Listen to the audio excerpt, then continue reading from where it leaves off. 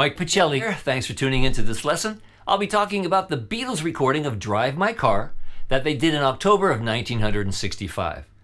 Now in September of that year, at a writing session over John Lennon's house, Paul brings in a song. He's got a great melody, but he's not too happy with the lyrics. Because his initial lyrics were, I can give you diamond rings, I can give you anything. But John Lennon wisely says, I will have none of that then. So they look for some new lyrics, and after a while, they remember a blues euphemism for sex, which is drive my car. So once that was thought up, the song basically wrote itself, laden with sexual innuendo. Because it's about a guy trying to pick up a girl. He says, hey, baby, what do you want to be? And she says, I want to be famous and a star. But she's also trying to, lure him in because she says, I can show you a better time. We can do something in between. Maybe I'll love you. So it's a song with a joke in it, a comedy number, as Paul refers to it now. And it actually has a cool Lennon twist, like he did in Norwegian Wood at the end, where she says, I actually haven't got a car, but when I get one, you can be the driver.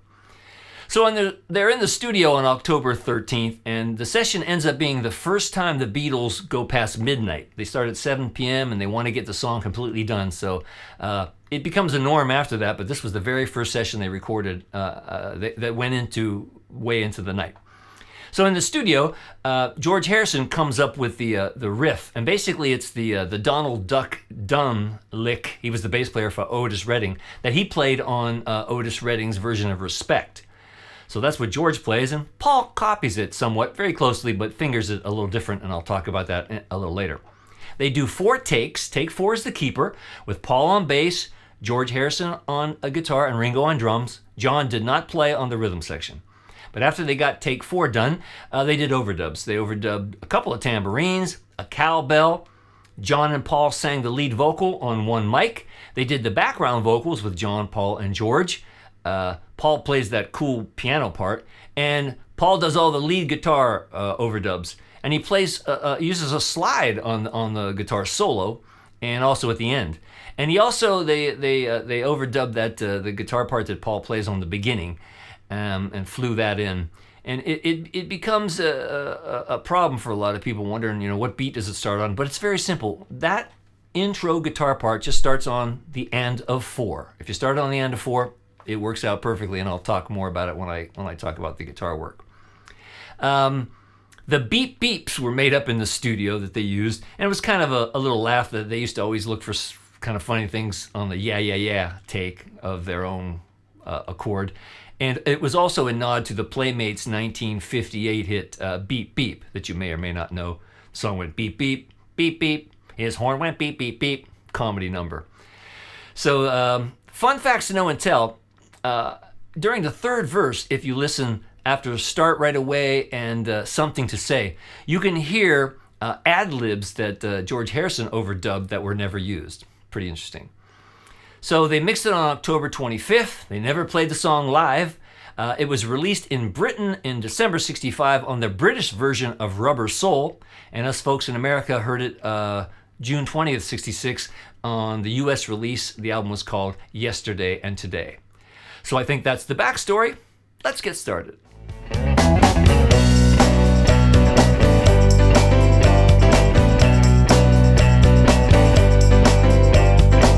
George Harrison is playing his Fender Sonic Blue Stratocaster on Drive My Car, similar to this guitar, and I'm plugged straight into a 1967 Fender Deluxe Reverb. As I said earlier, George decided that it would be cool to use the bass line that Donald Duck Dunn played in Otis Redding's version of Respect as the main riff for the song. And it's a simple riff that was used a lot in rhythm and blues tunes. It sounds like this. Might get some amp buzz because I think I need to change the tubes on the old girl, but nevertheless. So if you think of it, it's in the key of D. You play a 5th fret on the 5th string, which is a D, slide up to an F sharp, which is the 9th fret, grab an A on the 4th string, fret 7, and slide back down. That's the main riff. And as the chord changes to G, play the same figure on G. All right, D. Now, what's of note is that McCartney's playing similar notes, but he's fingering it different. Paul's fingering it here. As you'll see in my sound alike. And the combination of George's slide and Paul playing it kind of straight is what gives that cool Beatles interpretation. All right, now slight variations of the riff on George's part, in that in measures 1 he plays quarter notes, and then on measures 2, 3, 4, 5, and 6 he plays the half note as the first beat. So what I'm saying is and he starts right at the beginning when the verse starts. So there's all that little intro stuff. When they start singing, George plays. So George plays 2, 3, 4, and that's the half note. Half note again.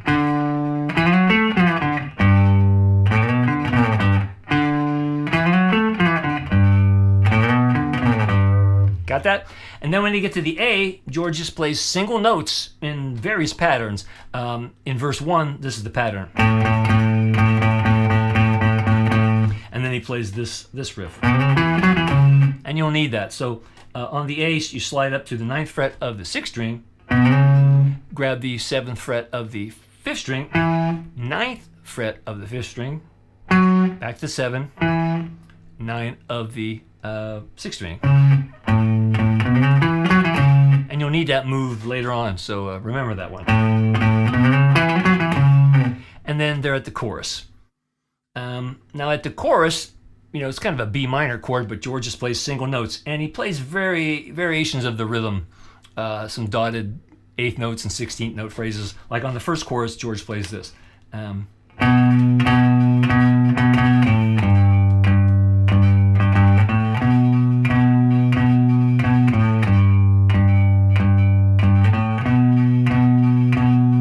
That's just going between B down to G, all on the 6th string.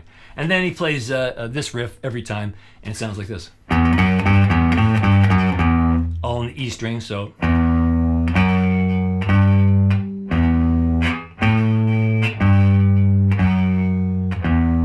Back to D. Then only on the first chorus, he plays this. So it's going from A, sliding up to C sharp. Grabs the E, 7th fret of the 5th string, and back down. The rest of the time on that part of the song, he'll go. That figure. So let me do a verse and a chorus in time. That might help put it all together for you. Thank you, Ringo. 2, 3, 4.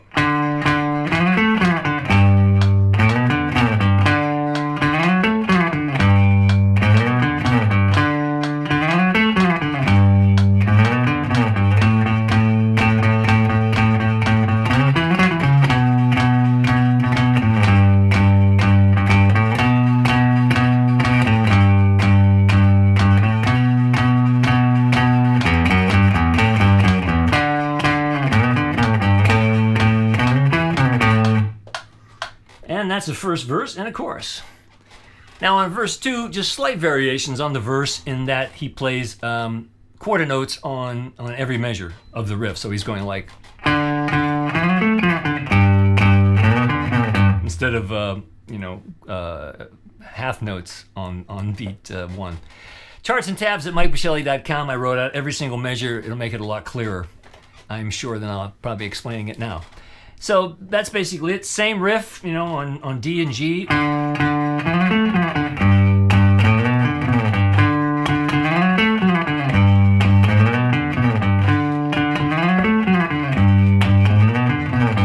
Then on the second verse, there's just a little variations on the A. Actually, this time he plays. Let's see, he goes.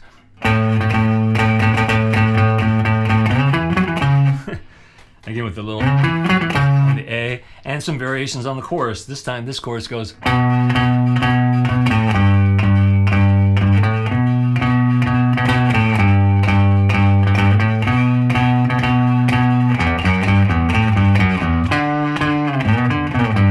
And they stop for the beep, beep, beep, beep, yeah. Now, slightly different on the guitar solo that McCartney overdubs, in that George plays this. He plays so on the G he's playing the, and that's what he's going to do on the end too. So again, during the solo,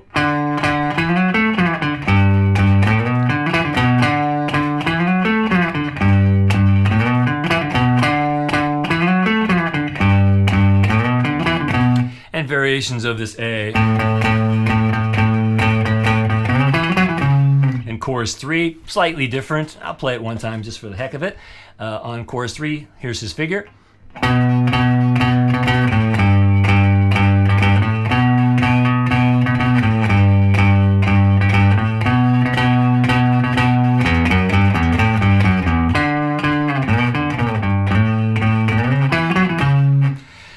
The next verse is pretty similar to the second verse, and that last chorus is pretty similar to the second chorus. And on the ending fade, when they're doing the beep beeps and the chords go from D to G to A, you know, it's almost like twist and shout. But nevertheless, George plays this figure.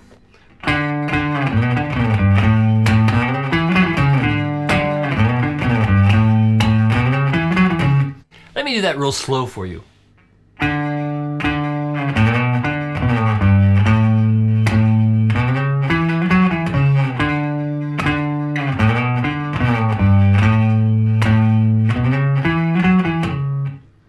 And there you have it.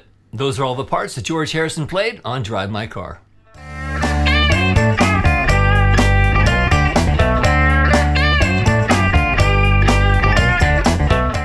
Paul McCartney is playing his Epiphone Casino on Drive My Car. He's doing all the lead work. I've got mine plugged into my 1964 AC30. So on the intro lick that he plays, it's confusing to some folks sometimes, but it just starts on the end of 4. You just count 1, 2, 3, 4.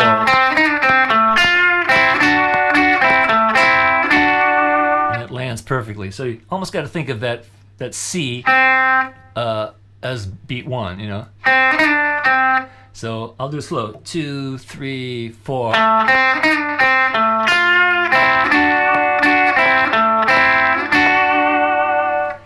Reminds me a little of the Purple Hazel lick. It kind of feels like it's like a D pentatonic, really. So you start with an A, 7th fret of the D string, get a C to a D. Before you get the D, kind of slide into it, down into it. So. See that? And then you hit this F and kind of bend it up about a quarter tone.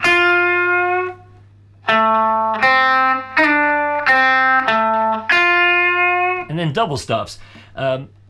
Double stop, you know, on the 5th fret of the 2nd and 3rd string, and on the, did I say 5th fret? 7th fret. Just an A. So.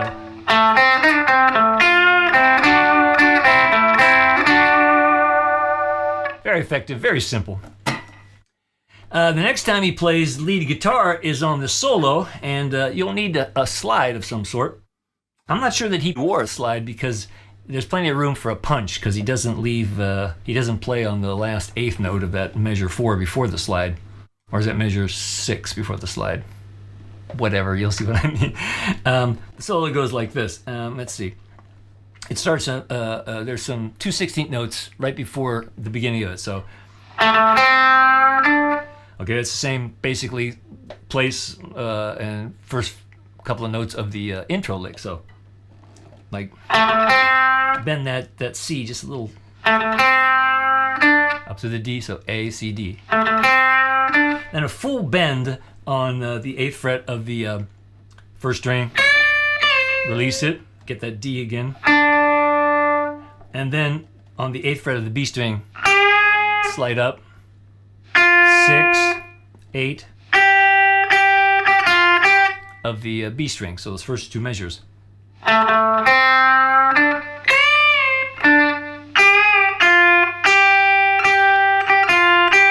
Okay, second part of it starts out the same.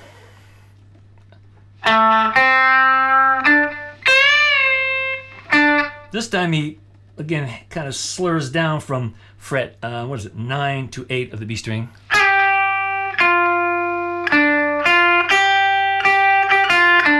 So the second part.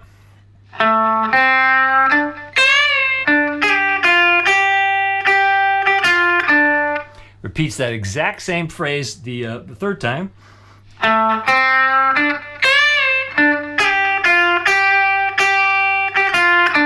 And then you need to slide to go from 5 to 8, 10, 13, 8, 10, all of these strings.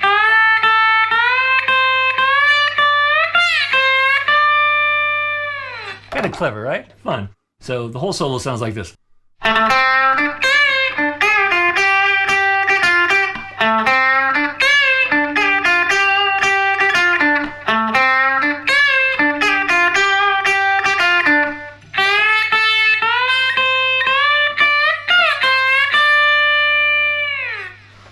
Nice solo, very tasty, and much youthful bravado. And then at the very end, Paul simply plays some D notes, slide up to on the 10th fret of the E string while they're doing the fade, and it's just D notes.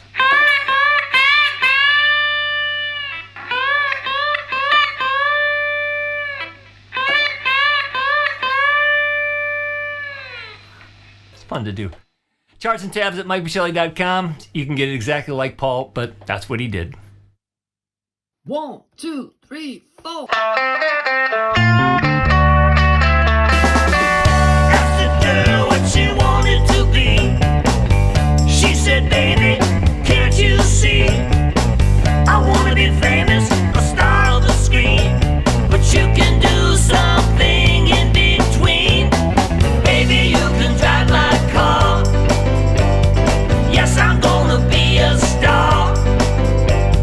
Baby, you can drive my car, and maybe I'll love you.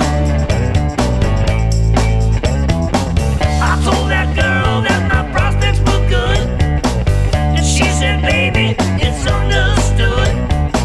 Working for peanuts is all very fine, but I can't show you a better time.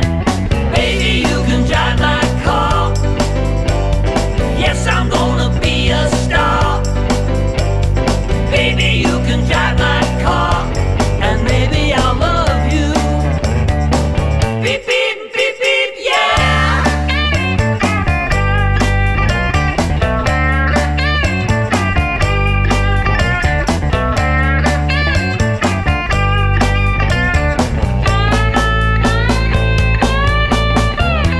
Baby, you can drive my car. Yes, I'm gonna be a star. Baby, you can drive my car, and maybe I'll love you. I told that girl I could start right away, and she said, listen, babe, I got something to say. I got no car, and it's breaking my heart, but I found a driver, and that's a start. Baby, you can drive my car. Yes, I'm gonna be a star. Baby, you can drive my car, and maybe I'll love you. Beep, beep, beep, beep, yeah. Beep, beep, beep, beep, yeah. Beep, beep, beep, beep, yeah. Beep, beep, beep, beep, yeah. Beep, beep, beep, beep, yeah. I hope you enjoyed that, and I suggest you play along with my sound-alike and you'll get it just like the Beatles. If you'd like to drop me a line, you can do so at mcpachelli.com, and that's where you can download all of the charts and tabs from any of my video lessons. And if you would be so kind, please subscribe to this channel. So have fun playing this great old song, and until next time, I'm Mike Pachelli. Thanks for hanging out with me. Baby, you can drive my car. Yes, I'm gonna be a star.